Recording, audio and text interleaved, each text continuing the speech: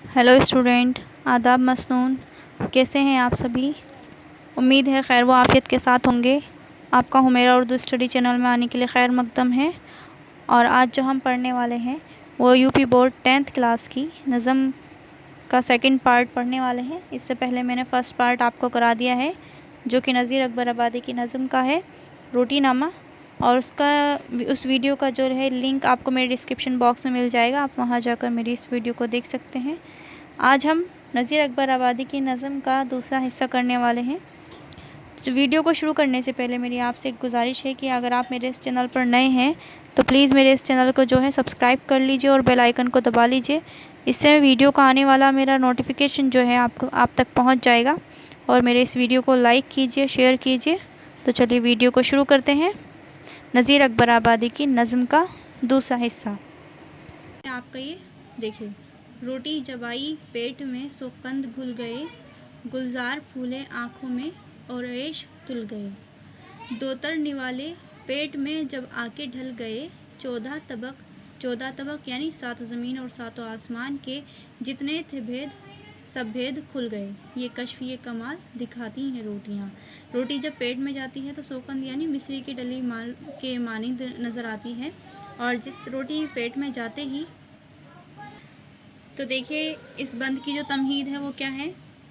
इस बंद में शायर ने रोटी के मिल जाने पर इंसान किस तरह खुशी महसूस करता है, उसी तमाम कैफियत का जो है ज़िक्र क्या है, उसी कैफियत का जो है ज़िक्र क्या है, या उन तमाम बातों का जो है यहाँ पर ज़िक्र किया गया है। तशरीह में देखिए क्या है।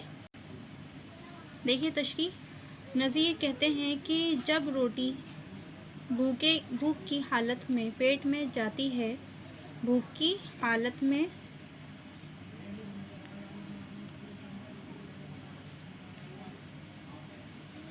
भूख की हालत में पेट में जाती है तो ऐसा महसूस होता है जैसे मिस्री की डली पेट में घुल गई हो।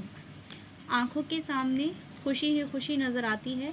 और जब भूखे पेट में चंद निवाले दाखिल हो जाते हैं, यानी रोटी के जो हैं चंद निवाले पेट में जैसे ही जाते हैं तो उसके सामने ज़मीन और आसमान के सारे राज जो हैं खुल जाते हैं। ऐसा मतलब रोटी के खाने के बाद महसूस होता है। ये सब कमाल रोटी के बायस ही नज़र आता है।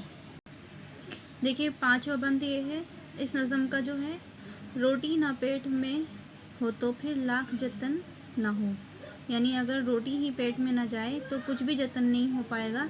जैसे मेले की सैर ख्वाहिश बाग़ चमन ना हो, कह रहे हैं कि मेले की सैर भी नहीं हो पाएगी और बाग़ चमन में यानी बाग में घूमना फिरना, उसमें घूमने फिरने की भी कोई ख्वाहिश ना रहेगी।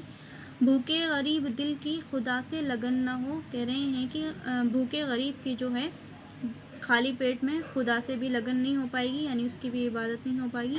और ये बात सच है कहा किसी ने कि भूखे भजन ना हो, यानी ये बात किसी ने सही कही है कि भूखे पेट जो है वो इबादत भी नहीं हो पाती है।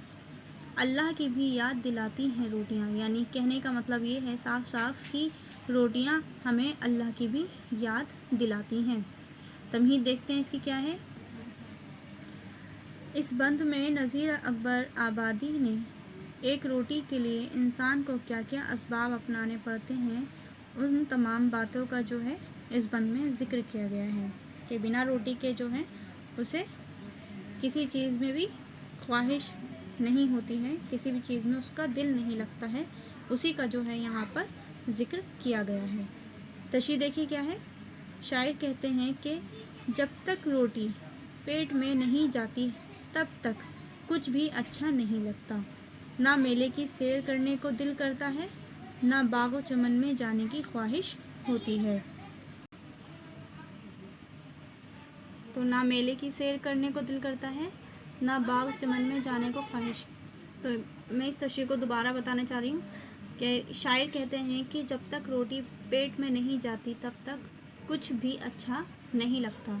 ना मेले की सैर करने को दिल करता है, ना बाग चमन में जाने की ख्वाहिश होती है। यहाँ तक कि इंसान अगर भूखा हो तो खुदा की इबादत में भी उसका दिल नहीं लगता है, जैसे कि मैंने आपको ऊपर ही समझा दिया है। لیکن اصل بات تو یہ ہے کہ انسان اس روٹی کے حصول سے ہی اللہ کو یاد کرتے ہیں، یعنی اس روٹی کی وجہ سے ہی جو ہے انسان اللہ کو یاد کرتا ہے۔ ٹھیک ہے، چھٹے بند کی طرف رخ کرتے ہیں۔ یہ دیکھیے کیا ہے کہ کپڑے کسی کے لال ہیں روٹی کے واسطے، لمبے کسی کے بال ہیں روٹی کے واسطے، باندھے کوئی رومال ہے روٹی کے واسطے، سب کشف اور کمال ہے روٹی کے واسطے، جتنے ہیں روپ سب یہ دکھاتی ہیں روٹیاں، یعنی یہ تمام جتنے بھی روپ ہیں، جیسے کسی کے بال لمبے ہیں تو کسی کے کپڑے لال ہیں، کوئی سر پہ رومال باندھے ہوئے ہے، یہ سب جو ہے کمال جو ہے کس کی وجہ سے ہے؟ سب روٹی کی وجہ سے ہی انسان جو ہے یہ جتن کرتا ہے۔ تمہید دیکھتے ہیں اس کی۔ نظیر کہتے ہیں کہ کسی کے کپڑے لال ہیں تو کسی کے بال لمبے ہیں، کوئی سر پر رومال باندھے ہیں، یہ سب روٹیوں کے واسطے ہی انسان کرتا ہے۔ تشریح کیا ہے دیکھیے، نظیر کہتے ہیں کہ روٹی کے واسطے کسی نے اپنے بالوں کو جو ہے کپڑوں کو جو ہے لال کر لیا ہے، یعنی رنگائی کے والا کام کر رہا ہے، تو کسی نے جو ہے کپڑوں کے روٹی کے واسطے اپنے بال بڑھا لیے ہیں، کسی نے سر پر رومال باندھا ہوا ہے، یعنی سر پر رومال باندھے ہوئے کوئی کام کر رہا ہے۔ یہ سارے کمالات انسان روٹی کے واسطے ہی کرتا ہے، اور یہ سب روپ ہمیں روٹی کی وجہ سے ہی دیکھنے کے لیے ملتے ہیں، ہمارے سامنے نظر آتے ہیں۔ تو یہ تھی نظیر اکبر آبادی کی نظم کا دوسرا پارٹ۔ امید ہے آپ کو اچھے سے سمجھ آ گیا ہوگا۔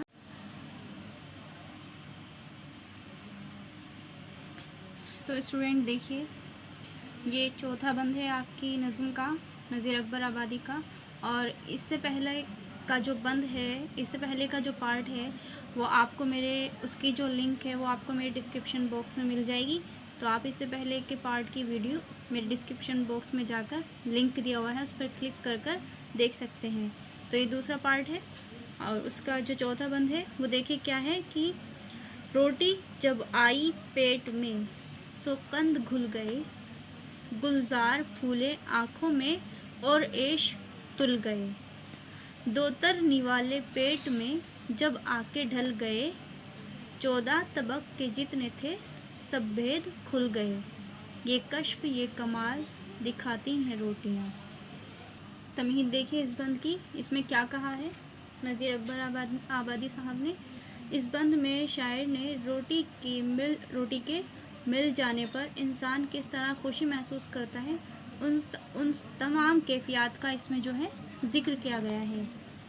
ٹھیک ہے، تشریح دیکھیے، نظیر کہتے ہیں کہ جب بھوکے کی حالت میں انسان کو روٹی مل جاتی ہے، اس کے پیٹ میں جب روٹی چلی جاتی ہے تو ایسا محسوس ہوتا ہے جیسے کہ مصری کی ڈلی پیٹ میں گھل گئی ہو۔ سوقند کا مطلب ہے، جو کہ پہلے بند ہے آپ کا سوقند، یہ دیکھیے سوقند، اس کا مطلب ہے مصری کی ڈلی جو ہے پیٹ میں گھل گئی ہے۔